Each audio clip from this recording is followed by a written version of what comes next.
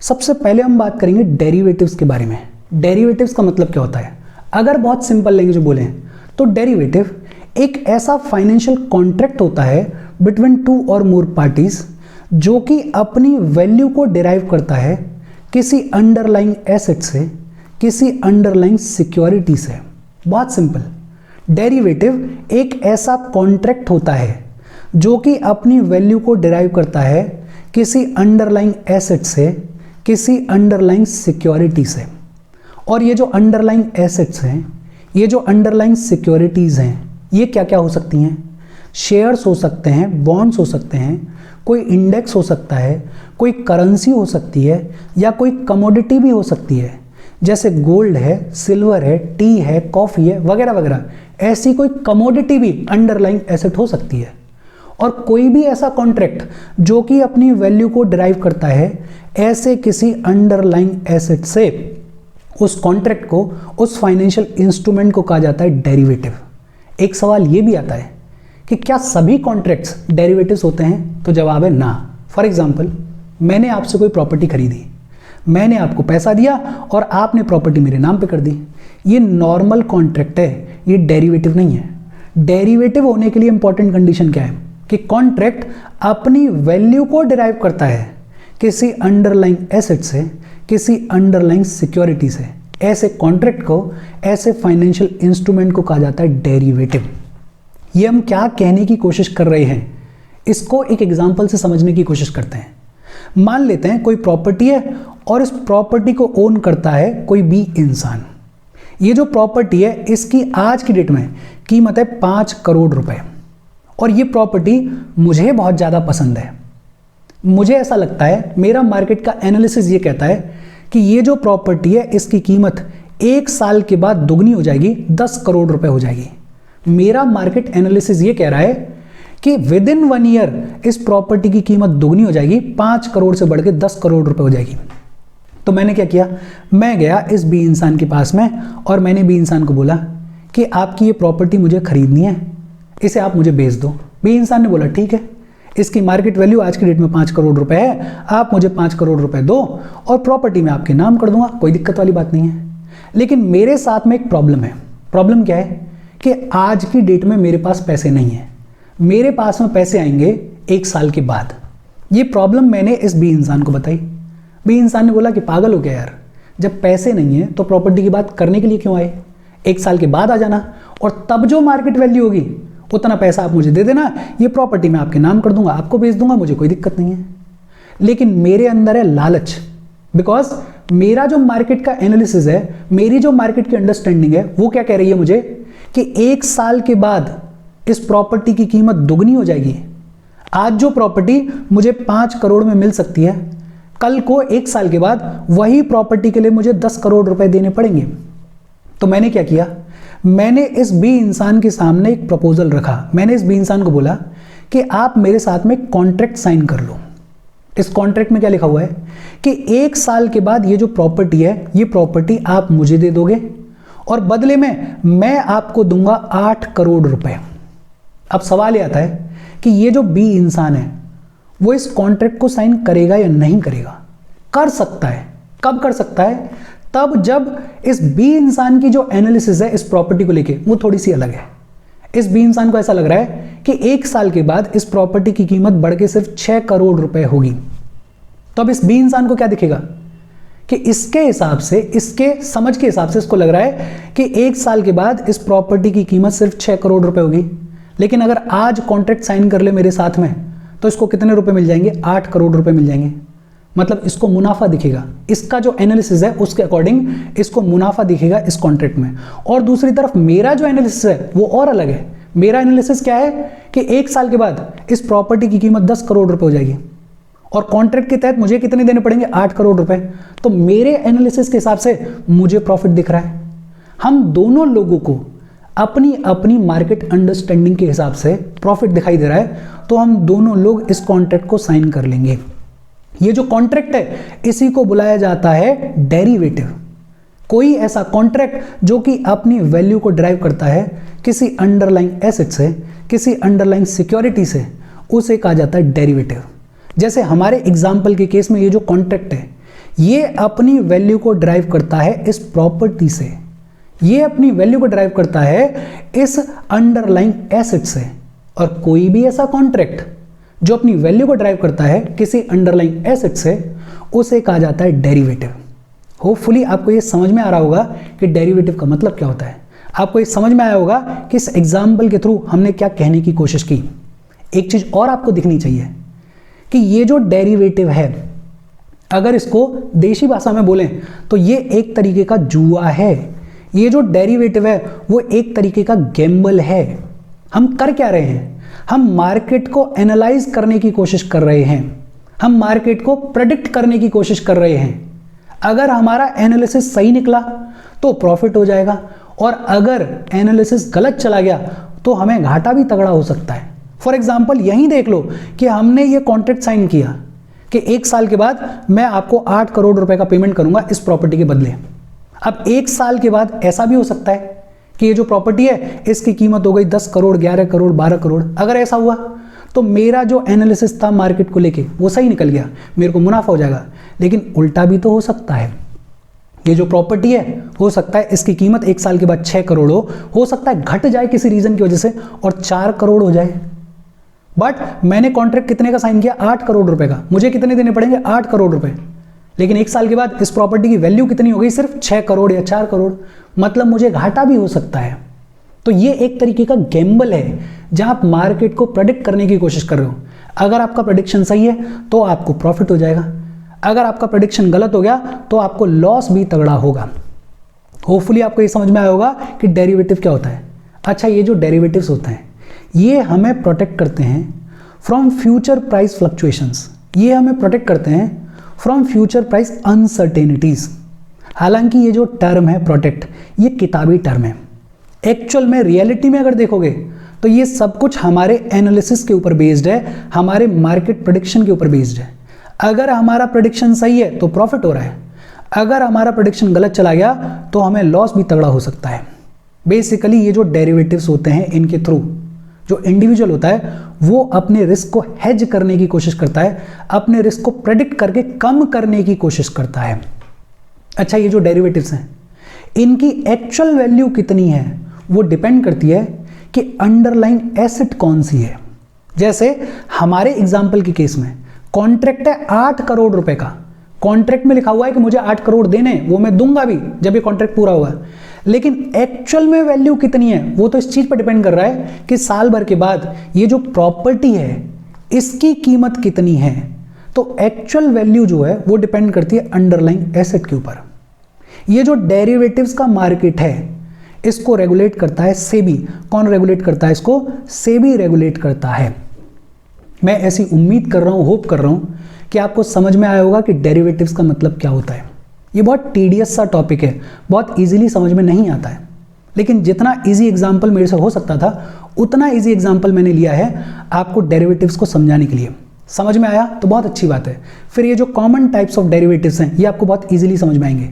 और अगर समझ में नहीं आया है तो इमीडिएटली कमेंट करके पूछ लेना, कोई दिक्कत वाली बात नहीं है। डेरिवेटिव्स का मतलब क्या होता है? एक ऐसा फाइनेंशियल इंस्ट्रूमेंट, एक ऐसा फाइनेंशियल कॉन्ट्रैक्ट जो कि अपनी वैल्यू को ड्राइव करता है किसी अंडरलाइंग एसेट से, किसी अंडरलाइंग सिक्योरिटी से। और ये जो डेरिवेटिव्स का मार्केट है इसको रेगुलेट करता है सेबी। अच्छा, फिर इसके बाद बात आती है कि कौन कौन से कॉमन टाइप्स के डेरिवेटिव्स हैं। 4 कॉमन टाइप्स के डेरिवेटिव्स हैं। एक है फॉरवर्ड्स। फॉरवर्ड्स का मतलब क्या है? बेसिकली ये कॉन्ट्रैक्ट होता है बिटवीन 2 पार्टीज, और इस कॉन्ट्रैक्ट के तहत ये जो पार्टीज हैं वो किसी एसेट को एक सर्टेन प्राइस पे और एक सर्टेन डेट पे खरीदने और बेचने के लिए अग्री करती हैं। बट ये जो फॉरवर्ड्स होते हैं ये अनरेगुलेटेड होते हैं, कोई अथॉरिटी नहीं होती है इनको रेगुलेट करने के लिए, अनरेगुलेटेड होते हैं और ये ट्रेड होते हैं ओवर द काउंटर। जैसे दवाइयां बिकती हैं ओवर द काउंटर, अनरेगुलेटेड होती हैं, वैसे ही ये जो फॉरवर्ड्स कॉन्ट्रैक्ट होते हैं ये अनरेगुलेटेड होते हैं और ये ओवर द काउंटर ट्रेड होते हैं।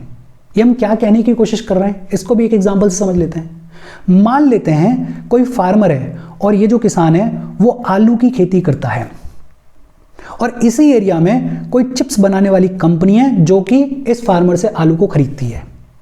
अब मान लेते हैं कि इस आलू की फसल में 8 महीने लगने वाले हैं। फार्मर डर रहा है, फार्मर को ये डर है कि कहीं 8 महीने में ये जो आलू की प्राइसेस हैं वो कुछ इस तरीके से फ्लक्चुएट ना कर जाएं कि मुझे नुकसान हो जाए। दूसरी तरफ हो सकता है ये जो चिप्स बनाने वाली कंपनी है इसको भी डर है कि कहीं प्राइसेस इस तरीके से फ्लक्चुएट ना हो जाएं कि मुझे नुकसान हो जाए। तो ये दोनों क्या कर सकते हैं, ये दोनों बैठेंगे और ये दोनों एक कॉन्ट्रैक्ट साइन करेंगे। इस कॉन्ट्रैक्ट पे क्या लिखा होगा कि 8 महीने बाद जब आलू की फसल आएगी तो ये जो आलू है इसको चिप्स बनाने वाली कंपनी इस प्राइस पे खरीद लेगी और वो जो प्राइस है वो पहले से ही डिसाइड कर ली गई है। ऐसी प्राइस डिसाइड की गई होगी, बट ऑब्वियस सी बात है जिस पे फार्मर को भी नुकसान नहीं हो रहा होगा, फार्मर को भी ऐसा लग रहा होगा कि ठीक है प्राइस, और चिप्स बनाने वाली कंपनी को भी नुकसान नहीं हो रहा होगा। लेकिन ये जो कॉन्ट्रैक्ट साइन हुआ है इसमें कोई रेगुलेटर नहीं है, इसमें कोई अथॉरिटी नहीं है जो कि इसको रेगुलेट कर रही है। ये दोनों अपने इंडिविजुअल लेवल पे बैठे हैं और इन्होंने एक कॉन्ट्रैक्ट साइन कर लिया है। तो ये फॉरवर्ड्स कॉन्ट्रैक्ट होता है और ये कस्टमाइज्ड होता है, मतलब इन दोनों पार्टीज की जो जरूरत थी उस जरूरत के हिसाब से इस कॉन्ट्रैक्ट को साइन किया गया है। तो फॉरवर्ड्स कॉन्ट्रैक्ट के लिए जो इंपॉर्टेंट चीज है कि ये अनरेगुलेटेड होते हैं, इनको रेगुलेट नहीं किया जाता है। फिर दूसरा है फ्यूचर्स कॉन्ट्रैक्ट। फ्यूचर्स कॉन्ट्रैक्ट जो है वो सेम फॉरवर्ड्स कॉन्ट्रैक्ट के जैसे होते हैं, बस एक फर्क है। फर्क क्या है कि ये जो फ्यूचर्स कॉन्ट्रैक्ट होते हैं ये रेगुलेट किए जाते हैं, ये रेगुलेटेड होते हैं और इनको ट्रेड किया जाता है ओवर स्टॉक एक्सचेंज।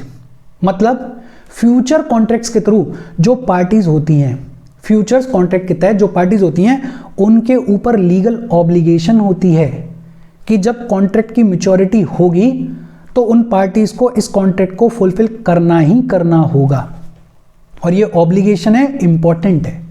फॉरवर्ड्स जो हैं वो ऐसे कॉन्ट्रैक्ट हैं जो कि अनरेगुलेटेड हैं, ओवर द काउंटर ट्रेड होते हैं।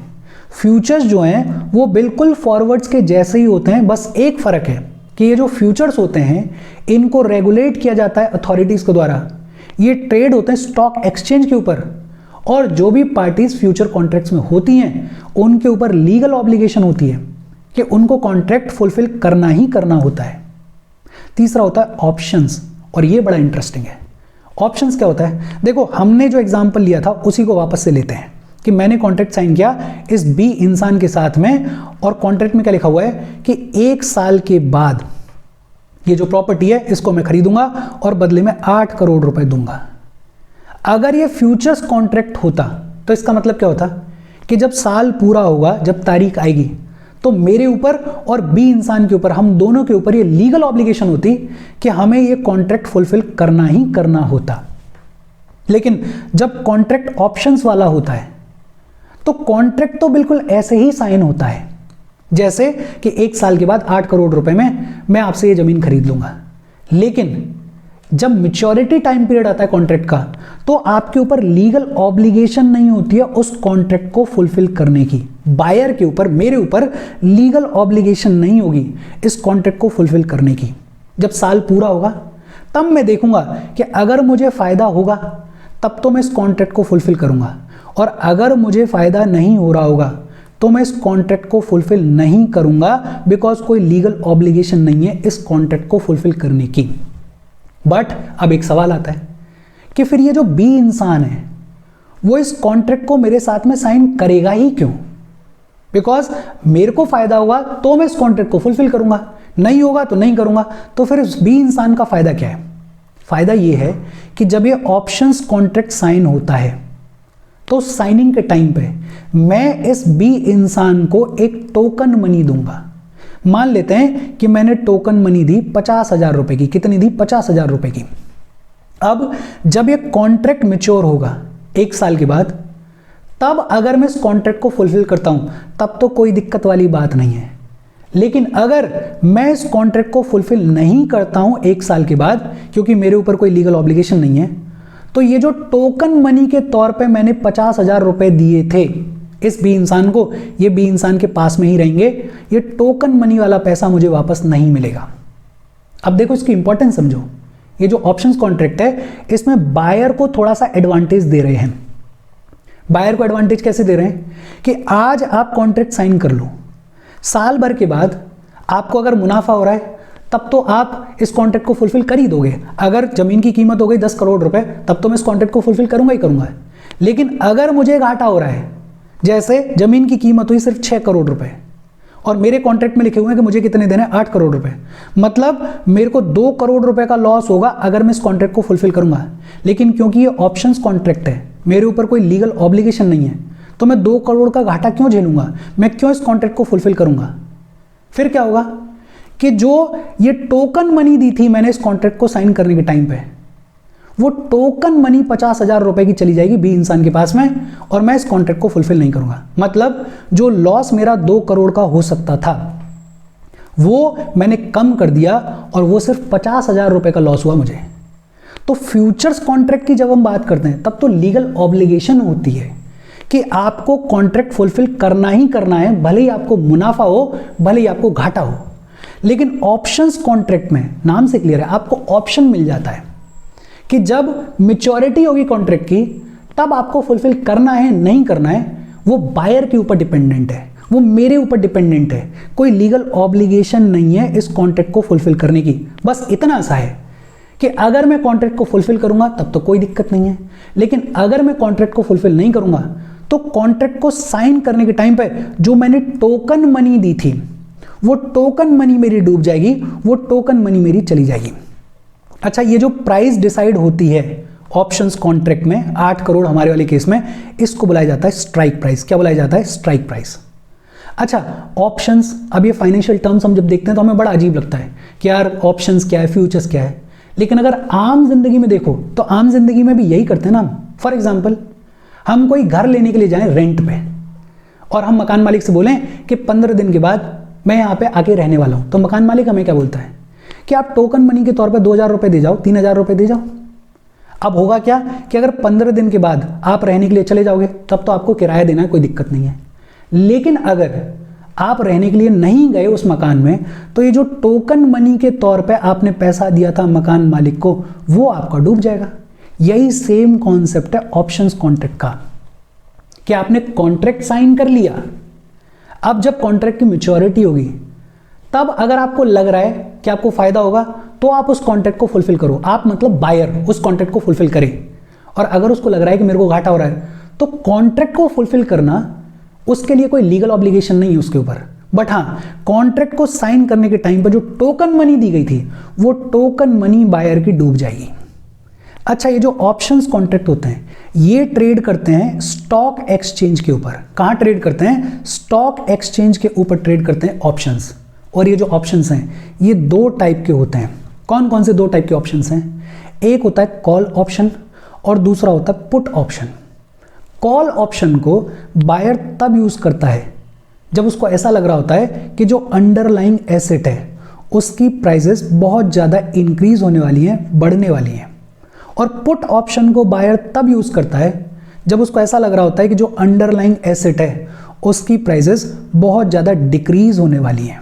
ये हम क्या कहने की कोशिश कर रहे हैं, इसको एक एग्जांपल से समझते हैं। मान लेते हैं कोई कंपनी है जिसका शेयर है 100 रुपए का, 100 रुपए का शेयर है, और जो बायर है उसको ऐसा लग रहा है कि 2 दिन के बाद ये जो शेयर है इसकी वैल्यू बढ़ जाएगी और बढ़ के हो जाएगी 500 रुपये। कितनी हो जाएगी? 500 रुपये हो जाएगी। लेकिन इसको लग रहा है ऐसा, कंफर्म नहीं है इसको, ये रिस्क भी नहीं लेना चाहता है। तो इसने क्या किया, इसने ज़ीरोधा पे गया ये और इसने कॉल ऑप्शन खरीद लिया। कॉल ऑप्शन बेसिकली एक कॉन्ट्रैक्ट है जिस पे लिखा हुआ है, मान लेते हैं कि 2 दिन के बाद ये जो शेयर है इसको 200 रुपये में ये बायर खरीदने वाला है। अब देखो 2 दिन के बाद अगर इस शेयर की जो कीमत है वो बढ़ के हो गई 500, 600, 700, तब तो बायर का फायदा ही फायदा है। बिकॉज जो 500-700 रुपये का शेयर है वो उसको कितने में मिलेगा? 200 रुपये में मिलेगा। लेकिन उल्टा भी तो हो सकता है, ये भी तो हो सकता है कि ये जो शेयर है इसकी प्राइस घट जाए और मान लेते हैं घट के हो जाए सिर्फ 10 रुपये। लेकिन कॉन्ट्रैक्ट में क्या लिखा हुआ है कि आपको 200 रुपये में ये खरीदना पड़ेगा। बट ये ऑप्शंस कॉन्ट्रैक्ट है। फ्यूचर्स कॉन्ट्रैक्ट अगर होता तो लीगल ऑब्लिगेशन होती कि फुलफिल करना ही करना है, लेकिन ये ऑप्शंस कॉन्ट्रैक्ट है, मतलब लीगल ऑब्लिगेशन नहीं है। मतलब ये जो बायर है वो इस कॉन्ट्रैक्ट को अब फुलफिल नहीं करेगा, बट इस कॉन्ट्रैक्ट को साइन करने के टाइम पे, खरीदने के टाइम पे जो टोकन मनी इसने दी थी वो टोकन मनी चली जाएगी ज़ीरोधा के पास में। वो जो टोकन मनी का नुकसान है वो बायर को भुगतना पड़ेगा। तो कॉल ऑप्शन जो है वो बायर को राइट देता है कि वो किसी एसेट को एक सर्टेन प्राइस पे और एक सर्टेन टाइम पे खरीद सकता है। इस कॉल ऑप्शन को यूजुअली जो बायर है वो तब यूज करता है जब एसेट के प्राइसेस उसके हिसाब से बढ़ने वाले होते हैं, और पुट ऑप्शन को बायर तब यूज करता है जब उसको ऐसा लगता है कि जो एसेट है उसके प्राइसेस घटने वाले हैं। लेकिन इसमें बायर एसेट को सेल करता है। फॉर एग्जाम्पल, मान लेते हैं कि कोई कंपनी है जिसका शेयर है 100 रुपए का। अब ये जो बायर है इसको ऐसा लग रहा है कि 2 दिन के बाद ये जो शेयर है इसकी प्राइस घटने वाली है और घट के होने वाली है 40 रुपए। कितनी होने वाली है? 40 रुपए होने वाली है। अब ये बायर क्या कर सकता है? ये बायर गया ज़ीरोधा पे और इसने एक पुट ऑप्शन खरीद लिया। इस पुट ऑप्शन में लिखा हुआ है कि 2 दिन के बाद ये जो बायर है वो इस शेयर को बेचने वाला है, मान लेते हैं 120 रुपए में। कितने रुपए में बेचने वाला है? 120 रुपए में बेचने वाला है। अब अगर ऐसा हुआ कि इस शेयर की प्राइसेस वाकई में घट गई, 40 हो गई या 30 हो गई या 10 हो गई, तो इसको फायदा हो जाएगा कि जो 10 रुपए का शेयर है उसको ये कितने में बेच रहा है? 120 रुपए में बेच रहा है। लेकिन उल्टा भी तो हो सकता है। अगर ऐसा हो गया कि ये जो शेयर है इसकी कीमत बढ़ गई और 200 रुपए हो गई, कितनी हो गई? 200 रुपए हो गई, तो फिर दिक्कत क्या है कि इसके कॉन्ट्रैक्ट में तो लिखा हुआ है कि ये 120 में ही बेचेगा। 200 कीमत वाला शेयर इसको 120 रुपए में बेचना पड़ेगा। लेकिन ये पुट ऑप्शन है और ऑप्शन कॉन्ट्रैक्ट जो होता है उसके ऊपर लीगल ऑब्लिगेशन नहीं होती है। लीगल ऑब्लिगेशन नहीं होती है इसका मतलब क्या है कि ये जो कॉन्ट्रैक्ट है अगर बायर को घाटा होगा तो बायर इस कॉन्ट्रैक्ट को फुलफिल नहीं करेगा, उसके ऊपर लीगल ऑब्लिगेशन नहीं है। लेकिन अगर फुलफिल नहीं करेगा तो इस पुट ऑप्शन को खरीदने के टाइम पे जो टोकन मनी के तौर पे पैसा दिया होगा इसने ज़ीरोधा को, वो टोकन मनी वाला पैसा इसका चला जाएगा। टोकन मनी वाले पैसे का इसको घाटा होगा। कॉल ऑप्शन और पुट ऑप्शन अपने आप में अलग टॉपिक्स हैं। अलग से 30-35 मिनट की इस पर वीडियो बनाई जा सकती है, लेकिन उतना डिटेल में हमें पढ़ने की ज़रूरत नहीं है। आपको बस बेसिक तौर पे याद रखना है कि कॉल ऑप्शन को बायर तब एक्सरसाइज करता है जब उसको ऐसा लग रहा होता है कि जो अंडरलाइंग एसेट है उसकी प्राइसेस इंक्रीज होने वाली हैं, और पुट ऑप्शन को बायर तब एक्सरसाइज करता है जब उसको ऐसा लग रहा होता है कि जो अंडरलाइंग एसेट है उसकी प्राइसेस गिरने वाली हैं। बहुत सिंपल सा कॉन्सेप्ट है। अच्छा, चौथा डेरिवेटिव है स्वैप्स। स्वैप्स का मतलब क्या होता है? It is a agreement between two parties. It is a contract between two parties to exchange cash flows based on specific financial variables. Specific financial variables के ऊपर बेस्ड जब दो पार्टीज कैश फ्लोज करती हैं तो ऐसे कॉन्ट्रैक्ट को कहा जाता है स्वैप्स। ये हमने क्या कहने की कोशिश की, आपको बिल्कुल भी समझ में नहीं आया। इसको एक एग्जांपल से समझते हैं। मान लेते हैं कोई बैंक है ए, और इस ए बैंक ने किसी पार्टी को 20,000 करोड़ रुपए का लोन दिया, और जब ये लोन दिया तो इस पर जो इंटरेस्ट की कंडीशन है वो क्या रखी गई कि इंटरेस्ट आपको देना है रेपो रेट प्लस 1%। देखो, ऐसा होता नहीं है, लेकिन ये समझने के लिए हम बात कर रहे हैं कि ए बैंक ने 20,000 करोड़ रुपए का लोन दिया किसी पार्टी को, और इंटरेस्ट की कंडीशन क्या थी कि repo rate plus 1% is the condition. अब ये जो ए बैंक है इसको डर लग रहा है। इसको क्या लग रहा है कि कहीं ऐसा ना हो कि सरकार रेपो रेट को 0% कर दे या सरकार रेपो रेट को 1% कर दे। ऐसा होता नहीं है, हम चीज़ों को समझने के लिए बात कर रहे हैं। तो इस बैंक को डर लग रहा है कि कहीं रेपो रेट 0% हो गया तो मुझे तो सिर्फ 1% का इंटरेस्ट रेट मिलेगा, मुझे तो बहुत तगड़ा घाटा हो जाएगा। तो ये ए बैंक क्या कर सकता है? ये जाएगा किसी दूसरे बैंक के पास में, मान लेते हैं बी बैंक के पास में, और बी बैंक को ये बोलेगा कि आप मेरे साथ में एक स्वैप एग्रीमेंट साइन कर लो। बेसिकली ये ए बैंक बी बैंक को बोलेगा कि देखो, मैंने 20,000 करोड़ रुपए का लोन दिया है, उस 20,000 करोड़ रुपए के लोन पे ये इंटरेस्ट की कंडीशंस हैं, और आप मेरे से स्वैप एग्रीमेंट साइन कर लो। बी बैंक को अगर सही लगेगा तो ये स्वैप एग्रीमेंट साइन कर लेगा, और इस एग्रीमेंट में क्या होगा कि बी बैंक बोलेगा कि इस पूरे 20,000 करोड़ रुपए पे मैं आपको एक फिक्स्ड इंटरेस्ट दूंगा 3% का। कितना? 3% का। लेकिन बदले में ये जो इंटरेस्ट की कंडीशंस हैं इन कंडीशंस के थ्रू जो भी इंटरेस्ट के तौर पे पैसा आएगा वो आपको मुझे देना होगा। देखो एक्चुअल में इन दोनों के बीच में 20,000 करोड़ रुपए का ट्रांजैक्शन नहीं हुआ है। ये जो 20,000 करोड़ रुपए हैं वो किसी और पार्टी को दिए गए हैं, लेकिन क्योंकि ए बैंक को डर लग रहा था, उसको ऐसा लग रहा था कि ये जो कंडीशंस हैं ये फ्लक्चुएट हो सकती हैं, इसमें मेरे को घाटा भी हो सकता है, तो इसने बी बैंक के साथ में स्वैप एग्रीमेंट साइन कर लिया। और एग्रीमेंट में क्या लिखा हुआ है कि बी बैंक ए बैंक को इस 20,000 करोड़ रुपए पे एक फिक्स्ड इंटरेस्ट देगा, मान लेते हैं 3% का, और बदले में ये जो इंटरेस्ट की कंडीशंस हैं इसके तहत जो भी इंटरेस्ट आएगा वो किसको दिया जाएगा, बी बैंक को दिया जाएगा। अब हो सकता है बी बैंक को लग रहा हो कि रेपो रेट इतना कम कभी नहीं जाएगा, रेपो रेट कम से कम 4% तो रहेगा ही, 4% पर 1% जो है वो 5% हो जाता है, मतलब मेरे को इंटरेस्ट रेट कितना मिलेगा, 5% के हिसाब से मिलेगा, और मेरे को देना कितना पड़ रहा है, 3% देना पड़ रहा है। तो ये दोनों एंटिटीज जो हैं, ये दोनों पार्टीज जो हैं वो अपने अपने हिसाब से मार्केट को एनालाइज कर रही हैं, और उस एनालिसिस के हिसाब से वो अपने अपने रिस्क को नोटिस कर रही हैं, रिस्क को चेक कर रही हैं और कोशिश कर रही हैं कि रिस्क को मैनेज किया जाए। तो ऐसा एग्रीमेंट बिटवीन टू पार्टीज जहां पे कैश फ्लोज का एक्सचेंज हो रहा है, कैश फ्लोज का एक्सचेंज हो रहा है ना, कि बी पार्टी 3% इंटरेस्ट के तौर पे पैसा दे रही है, और बदले में ये जो ए बैंक है वो इस कंडीशन के हिसाब से, रेपो रेट प्लस 1% के हिसाब से जो भी पैसा आएगा उस पैसे को देगी इस बी बैंक को। लेकिन ये दोनों बैंक ही अपने अपने हिसाब से मार्केट को एनालाइज कर रहे हैं और अपने रिस्क को मैनेज करने की कोशिश कर रहे हैं, और इसके साथ डेरिवेटिव्स के जो चारों टाइप्स हैं वो खत्म हो गए। देखो डेरिवेटिव क्या होता है आपको ये समझ में आना चाहिए। एक ऐसा फाइनेंशियल इंस्ट्रूमेंट जो कि अपनी वैल्यू को ड्राइव करता है किसी अंडरलाइंग एसेट से, किसी अंडरलाइंग सिक्योरिटी से। ये जो डेरिवेटिव्स का मार्केट है इसको रेगुलेट करता है सेबी। कॉमन टाइप्स की अगर बात करें, फॉरवर्ड्स बेसिकली कॉन्ट्रैक्ट है लेकिन अनरेगुलेटेड होता है, ओवर द काउंटर ट्रेड किया जाता है। फ्यूचर्स होता तो फॉरवर्ड्स के जैसा ही है बट रेगुलेटेड होता है, इसको ट्रेड किया जाता है स्टॉक एक्सचेंज के ऊपर। फ्यूचर्स के तहत जो भी पार्टीज इन्वॉल्व होती हैं उनके ऊपर लीगल ऑब्लिगेशन होती है कॉन्ट्रैक्ट को फुलफिल करने की।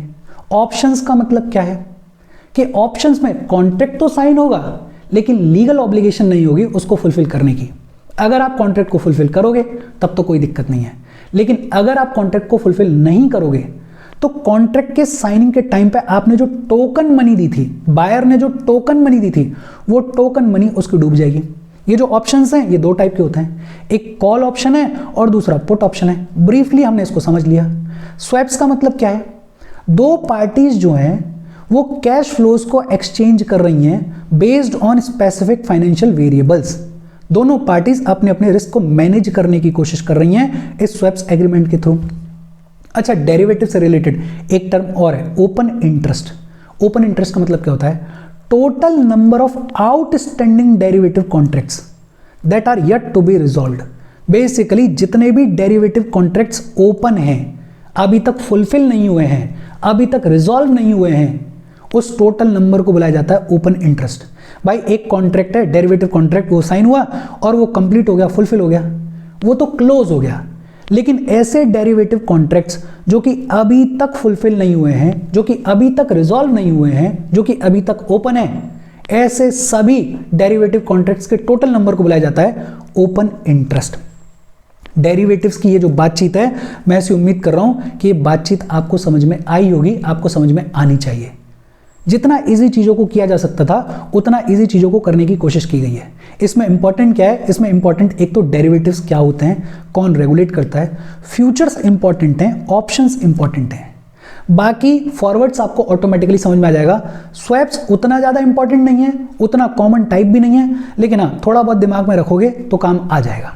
अच्छा, हम आगे बढ़ें उससे पहले वीडियो पे लाइक के बटन को दबा दो। लाइक दबाना ज़रूरी है बिकॉज यूट्यूब ऐसे ही फंक्शन करता है, जब आप वीडियो पे लाइक के बटन को दबाते हो तो यूट्यूब वीडियो को कंसिडर करता है और थोड़ा सा पुश कर देता है। तो लाइक का बटन दबा दो, शेयर कर दो अपने सोशल मीडिया हैंडल्स पे, व्हाट्सएप वगैरह पे अपने फ्रेंड्स को, जो भी लोग इसमें इंटरेस्टेड है, इससे रिलेटेड पढ़ाई कर रहे हैं, उनको शेयर कर दो।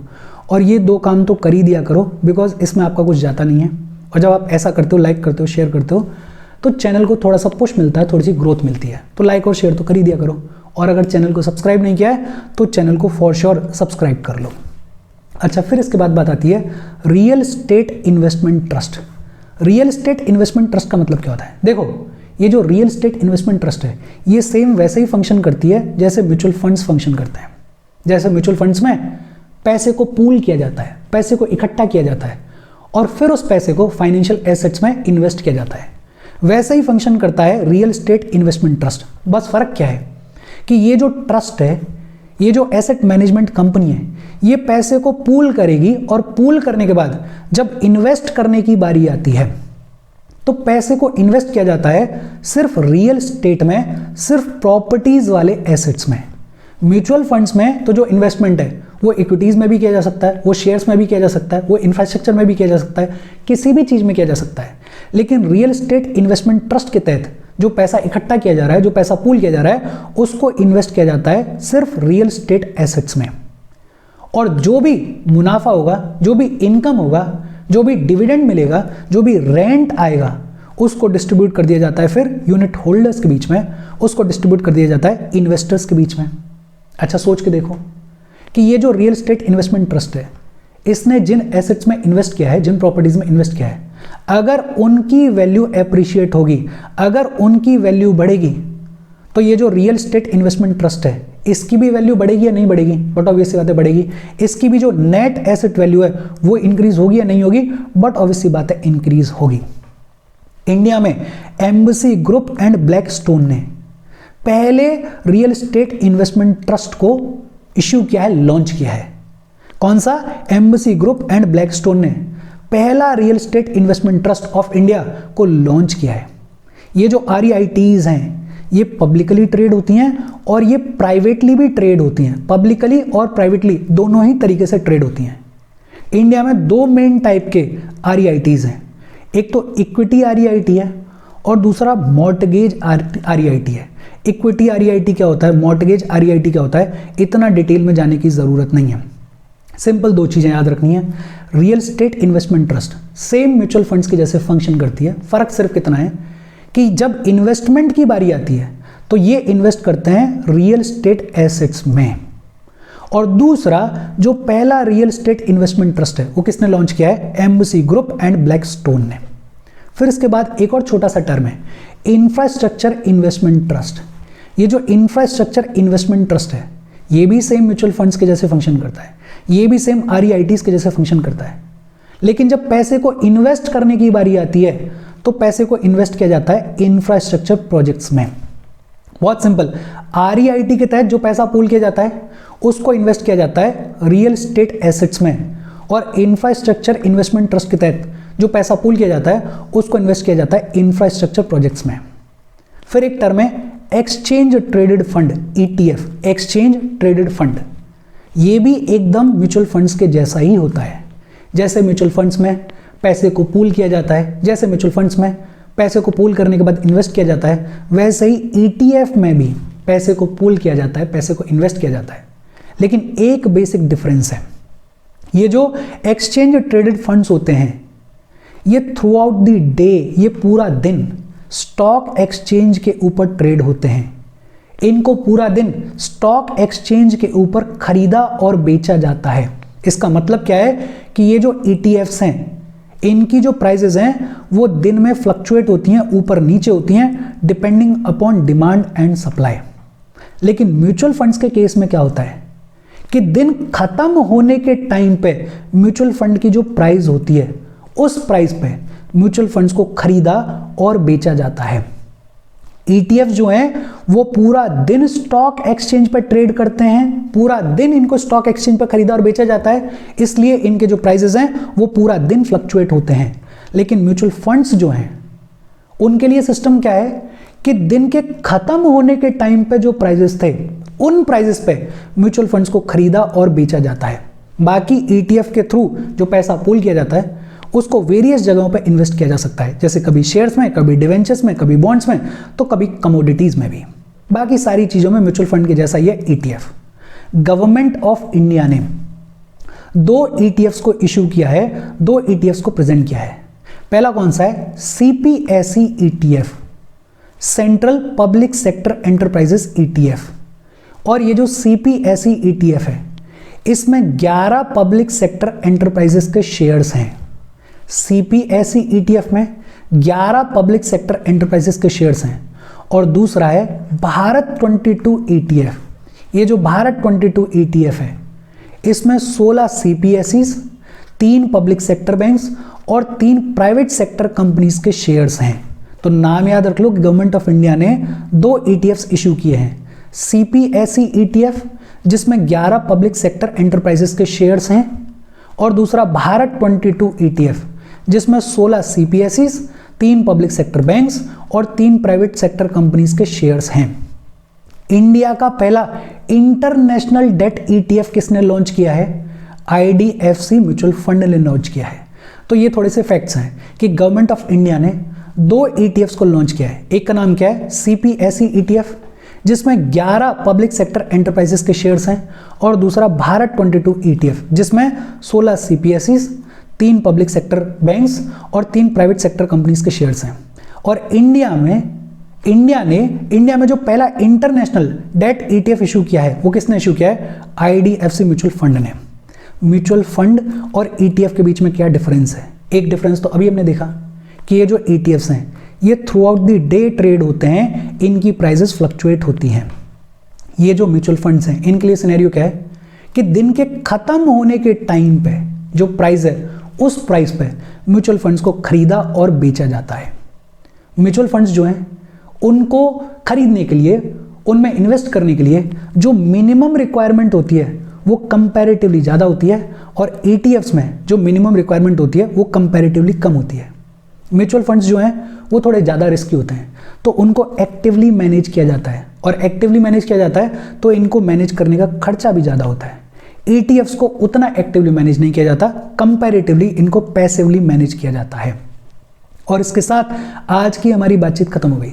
देखो ETF क्या है, अगर आपको म्यूचुअल फंड समझ में आता है तो ETF सेम वही चीज़ है, बस फर्क क्या है कि ये जो म्यूचुअल फंड है वो दिन के एंड में जो प्राइस होती है उस पर खरीदा और बेचा जाता है। ये जो ETF है ये through out the day trade होता है। गवर्नमेंट ऑफ इंडिया ने 2 ETFs को प्रेजेंट किया है, CPSE ETF और भारत 22 ETF। बहुत सिंपल सी चीज़ है। फिर इसके पहले अगर बात करें रियल एस्टेट इन्वेस्टमेंट ट्रस्ट की तो बहुत सिंपल है, सेम वही म्यूचुअल फंड वाला कॉन्सेप्ट है, लेकिन जब इन्वेस्ट करने की बारी आती है तो इन्वेस्ट किया जाता है रियल एस्टेट एसेट्स में। लेकिन डेरिवेटिव्स क्या होते हैं ये इंपॉर्टेंट है। डेरिवेटिव के कॉमन टाइप्स ये भी इंपॉर्टेंट है, और जो ज़्यादा इंपॉर्टेंट है वो है फ्यूचर्स और ऑप्शंस। अपने नोट्स बनाओ, थोड़ा ढंग से देखो, अगर कोई दिक्कत आए तो कमेंट करके पूछ लेना। Thank you very much.